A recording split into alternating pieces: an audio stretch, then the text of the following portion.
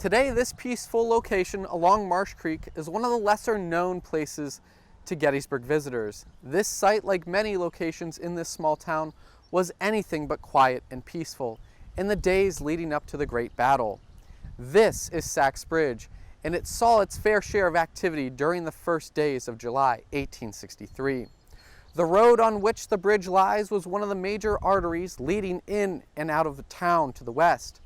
The bridge was built in 1854 by David Spooner over Marsh Creek at a cost of $1,544. It is 100 feet long and 15 feet wide. This bridge's location is strategically important because in late June of 1863, Union Army commanders still did not know exactly where the Confederate Army was located. They knew the enemy was spread out somewhere west of town, and they had intelligence stating that they believed there was a large concentration of Confederate troops between Fairfield and Cashtown, Pennsylvania. This road leads directly from Fairfield into Gettysburg and was a possible route the Confederates would use while making their advance into the town.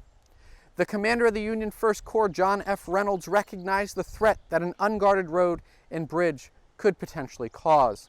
On the eve of battle, soldiers were watching the roads which led into Gettysburg. One unit that was tasked with observing the roads to the west near this bridge was the 19th Indiana.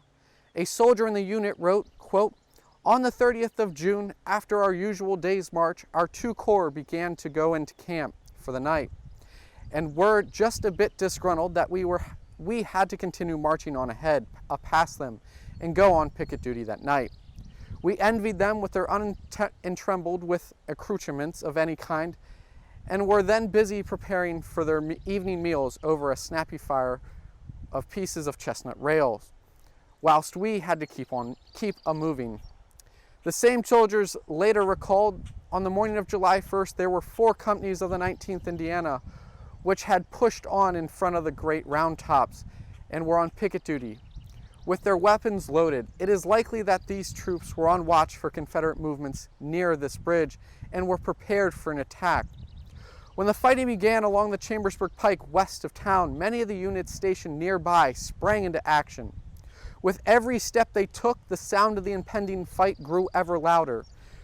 For many of the Pennsylvania soldiers in the 3rd Division of the 1st Corps encamped on the west side of the bridge on June 30th, this was their first time back on home soil since they left their homes to fight for the preservation of the Union.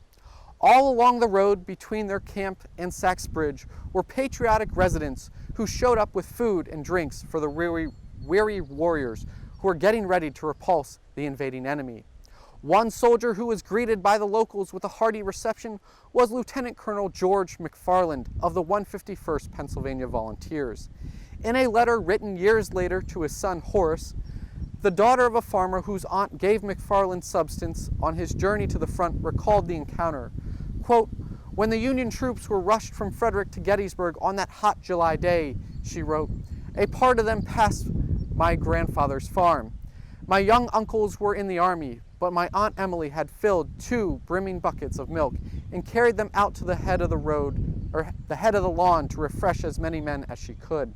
Young McFarland had gotten a cup of that milk and had thought to ask the donor's name."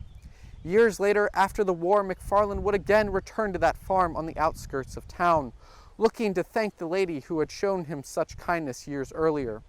Another soldier who recalled his encounter with the locals who had been handing out refreshments to the troops along the way was Captain John Cook of the 20th New York Infantry Volunteers. He, like McFarland, crossed this bridge and recalled the interactions he had with the locals on his way to the front line. Quote, "The women brought to the roadside immense loaves of homemade bread baked after the fashion of the country, in pans as large as milk pans, and with them crocks of sweet fresh butter." This may also have referenced the Cunningham's farm, since the 151st and the 20th New York were near each other in line marching to the front, and they would have passed by the same locations. After the Union line retreated to Cemetery Ridge on the evening of July 1st, this bridge and other farms nearby fell into the hands of the Confederates. The Cunningham's farm, which earlier in the day saw friendly troops pass by it, would soon be in the hands of the Confederates. Frances Harper also included in her letter to Horace that our farm buildings had been used as field hospitals and grew up steeped with the stories of the conflict.